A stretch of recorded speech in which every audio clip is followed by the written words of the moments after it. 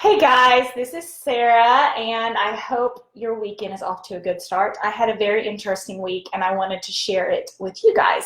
So I have some very supportive friends who love the work that I do and what it's all about. And so one of them sent me a book called The Girl Who Smiled Beads. You can kind of see it. Oh no, you can't. Yep, you can kind of see the book cover. I'll put it in the links in the comments. But it's about the girl who smiled beads, and it's a story of war and what comes after. Okay, Clementine Walmaria and Elizabeth Weil are the authors, and I will put that in the comments. But what was interesting about it is the girl who smiled beads. She was her sister and her were refugees, okay? And you can imagine how awful the refugee life is. And what's interesting, and the reason my friend sent it to me, is because there was a line in there, and it says, the degradation of that marriage was worse than a refugee life. And that I was not surprised when I read that statement, because my own studies and my own research had shown the same thing. They talked about being in a toxic relationship being like a refugee camp, or being like a concentration camp, or being brainwashed, being tortured, okay? And it was the same thing, the same back and forth, the same guessing game, never knowing what the day was going to hold, never knowing what was going to be in store for you, and constantly living in fear because of that. And constant confusion, where you start to second guess yourself, because if there are, if it's one-on-one, then it's kind of more of a fair game. But if they can turn you against yourself, whether it be anyone trying to power over, in a refugee camp, a concentration camp, a toxic relationship, and it almost seems crazy to say those things all together, but all the studies show you could put them together, because it's a brainwashing, because it has such an effect on you, because the long-term effects are so devastating, okay? But I was talking to a client, I guess last week, and I said, the only difference is the people I work with were sleeping with Hitler, right? They were sleeping with the enemy. And so it even made it worse. So within this book, the sister said that it was her toxic relationship, her abusive relationship, was actually worse than being a refugee and having the teardown of refugee life. And so I started a discussion with my friends, and we went back and forth and started talking about it. And I typed in the comment, poor girl, to have been a refugee and experienced that, and then to have been in this awful relationship, this toxic relationship. And so I said this, I started to type out that poor girl, and I erased it.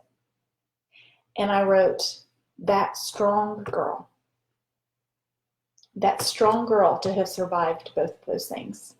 That strong girl to have lived through such hell. That strong girl to have lived through such torture. Okay? Because she survived it.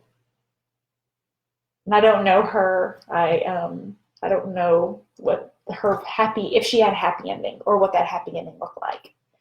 But I do know the power that this has on your mind, and the power this has on your heart, and how strong you have to be to survive it, and then how strong you also have to be to figure out a way out of it, and to figure out a way to heal, and to figure out a way to find happiness again, and to find peace, and to learn how to trust people, and to learn how to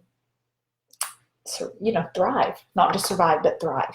Because when I talk to many of you, you are very much stuck in survival, and you talk about wanting to get to a point of thriving and not just existing. And so anyway, I just wanted to point that out to you, and tell you about that book. And so if you're in your head, you're going, gosh, it was so bad, it was so bad. It really was. It really was. And I just want to sit with you in that and affirm that for you, and not diminish your pain in any way, and just sit with you in that pain. Because the mind games, the confusion, the second guessing yourself, the back and forth in your head, the never knowing where you can step because it was always going to be a landmine, really is that bad. Okay? So I want to just grant you that permission, and you know, give you some peace maybe in that, because when the game of, was it really that bad? Was it not that bad? Was it me? You know, it's a hard, difficult game, okay? So it really is that bad. I want to affirm that to you and give you that information to kind of put it in some context. So when you say, gosh, why is it taking me so long to heal? Why is it so difficult to heal? Why are there so many ways to heal? Why does therapy not necessarily work? Why all those sorts of things? Think about what you're healing from and the magnitude of that, okay? So if I can't help you with your healing, let me know. I have helped many of you in this group, and you're kind of like in the shadows. You don't want to like always come out, but you're amazing and you're awesome.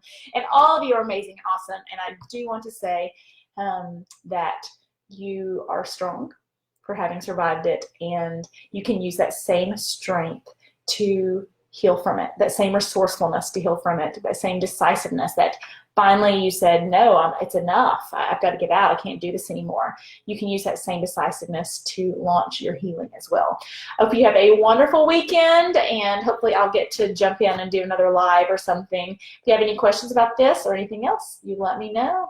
Oh, don't forget, our goal here in this group, we have several new members this week. So remember, in the new members, you can find new things in the file section.